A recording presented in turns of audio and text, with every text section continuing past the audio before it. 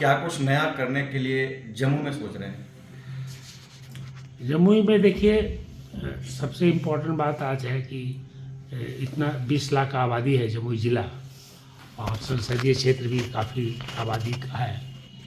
और यहाँ पर सदर अस्पताल 100 बेड का है, एक भी ऑपरेशन थिएटर नहीं, ना यहाँ पर आई का ऑपरेशन हो सकता है, ना हड्डी का ऑपरेशन हो सकता है, और ना आईसीयू है, ना सीसीयू है। सीरियस पेशेंट होता कहाँ जाएगा? और प्राइवेट इतना डेवलप नहीं है, यहाँ पर लोग भागेंगे या तो पटना या कहीं बाहर जाएंगे। तो ये इसकी सुविधा मेरी सबसे है कि हम यहाँ पर बेड बढ़ाएं, ऑपरेशन थिएटर बढ़ाएं, और एक सुपर स्पेशलिटी ब्लॉक यहाँ पर डेवलप किया जाएगा। उस सुपर स्पेशलिटी ब्लॉक में specially 3 department, cardiology, cardiac surgery, neurology, neuro surgery, और रीनल फंक्शन, किडनी के डायलिसिस होना चाहिए, डायबिटीज की अलग क्लिनिक होनी चाहिए यहाँ पर, और एक मानसिक रोग का भी यहाँ पर डॉक्टर होना चाहिए। तो ये डिपार्टमेंट सुपर स्पेशलिटी ब्लॉक जो है अलग से डेवलप किया जाएगा। बेड की जनरल बेड के अलावा अस्पताल को उच्च स्तरीय बनाया जाएगा। नंबर 2, हमारा एक प्लान है कि जितने भी गरीब बच्चे हैं हमारे, इनकी गुणवत्ता शिक्षा दिया जाए। इसलिए हर ब्लॉक में लड़कों के लिए अलग, लड़कियों के लिए अलग आवासीय विद्यालय होगा गरीब के बच्चों को, जो क्लास 1 से लेकर 12 तक पढ़ेगा, और उसके स्तर नवोदय विद्यालय के तर्ज पर होगा। आप एज ए प्रोफेशनल MBBS हैं, MS हैं, MCS हैं, पद्मश्री डॉक्टर जगदीश कुमार के नाम से काफ़ी प्रसिद्ध हैं। ऐसे में अब तक कितने बार जम्मू सदर अस्पताल का विजिट किए हैं और क्या कुछ कमी पाए हैं जिसको लगता है कि सुधार करने की ज़रूरत है? बहुत कमी है, कमी है। आप बोलिए कि क्या कमी? सदर अस्पताल में ऑपरेशन थिएटर नहीं है, यहाँ पर कोई जनरल सर्जरी नहीं हो सकता है, कि लेबर रूम है, 100 बेड का हॉस्पिटल है, सीसीयू नहीं है, आईसीयू नहीं है। अब यहाँ पर कोई जनरल सर्जरी नहीं हो सकता, कोई ऑर्थोपेडिक सर्जरी नहीं हो सकता, कोई नॉर्मल सर्जरी हम कह रहे हैं, किसी को अपेंडिसाइटिस वो नहीं हो सकता। तो फिर यहाँ क्या हो सकता? हाइड्रोसेल नहीं हो सकता, हर्निया नहीं हो सकता है। इतना बड़ा सदर अस्पताल में, जबकि सदर अस्पताल कम से कम नॉर्म्स है कि 500 बेड का होना चाहिए मिनिमम। इतना दिनों से ये क्यों नहीं बना? तो हमारा पहला प्रायोरिटी रहेगा हॉस्पिटल ठीक करना। दूसरा उसके पहले हमारा रहेगा कि गरीब बच्चों के लिए नवोदय विद्यालय के स्तर पर हम आवासीय विद्यालय बनाएं। उसमें गरीब बच्चों की पढ़ाई शुरू से होगी और 12 तक होगी, इंग्लिश मीडियम से होगा, मुफ्त में होगा, सरकार सारी खर्च बियर करेगी और पढ़ाएगी और देखभाल करेगी। तीसरा मेरा जो इम्पोर्टेंट है कि हमारे नौजवान, आज के नौजवान जो हैं हमारे बहुत सफर हैं, और उनके कारण उनकी गलती नहीं है, उनकी आर्थिक स्थिति इतनी अच्छी नहीं रही कि वो पब्लिक स्कूल में पढ़ सके। तो उनकी पढ़ाई लिखाई जो हुई गुणवत्ता नहीं हुई और जनरल कंपटीशन में नहीं आ पाए। हमें उनके लिए किसी न किसी रोज़गार को ढूंढना है। तो हम MSME के थ्रू, गवर्नमेंट के थ्रू, केंद्र सरकार के थ्रू हर ब्लॉक में हम चाहते हैं कि ऐसा रोज़गार डेवलप करें कि 1000 से 2000 बच्चे हर ब्लॉक में इंगेज हो जाए और अपने परिवार को ठीक से देखभाल करें। तो कम से कम अगर हर ब्लॉक में हम 1000-2000 बच्चों को रोज़गार में लगा सकें तो हम समझेंगे कि हमारा MP बनना सार्थक हुआ है। उसको कहेंगे बिहार का स्पेशल इसके लिए रियायत करो, तब तुम्हारा पैसा भी यूटिलाइज होगा और NCD भी डेवलप होगा। अरे मतलब ये नेशनल प्रोग्राम में है, नहीं समझे?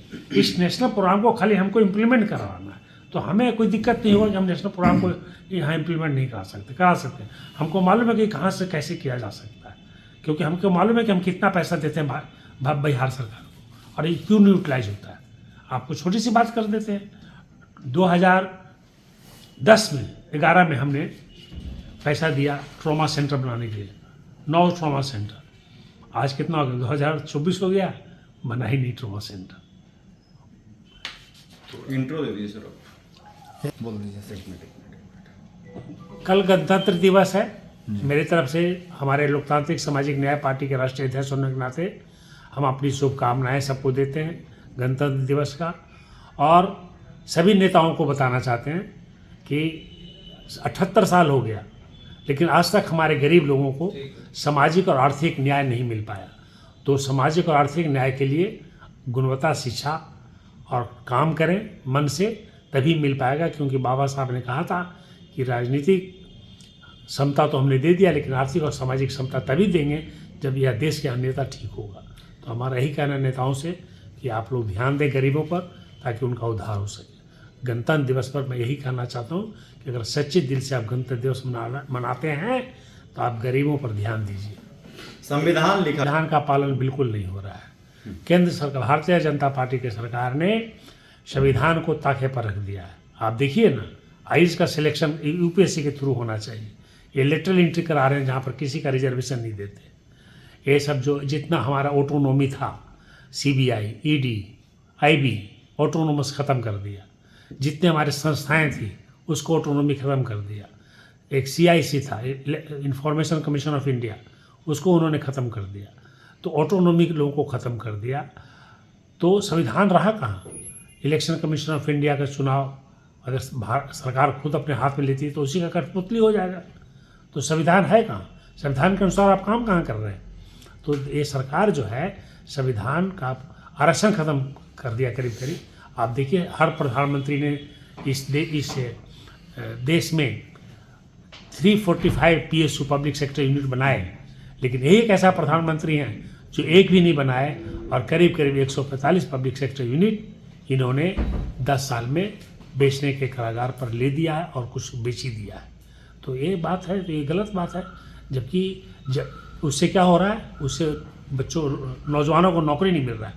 सबसे अगर हार्म किसी सरकार ने हमारे नौजवानों को किया है देश में तो किया भारतीय जनता पार्टी की सरकार ने, क्योंकि नोटबंदी करके 6 करोड़ लोगों को बेरोजगार कर दिया और जो नौकरियां हैं उसको भी ये भरना नहीं चाहते। क्या कारण है मैं नहीं जानता। अब इलेक्शन आ गया 2024 का, अभी भरना, अब कुछ एडवर्टाइज करेंगे, लंबा लंबा एडवर्टाइज करेंगे, कहेंगे हमने 8 लाख 9 लाख 10 लाख, जबकि 10 साल तक चुप बैठे रहे। आज रेलवे में ही लाखों नौकरियां खाली पड़ी हुई है। खाली झंडा दिखाने वाला 1 लाख नौकरियां खाली पड़ी है, सोचिए। और उसमें गरीब के बच्चे ही जाते, लेकिन नहीं भर रहे। लेकिन अब इलेक्शन आ गया तो कुछ करेंगे अपना कमाल। अगर इनको राम मंदिर से नहीं मन भरा तो ये कुछ ऐसा ही कमाल करेंगे।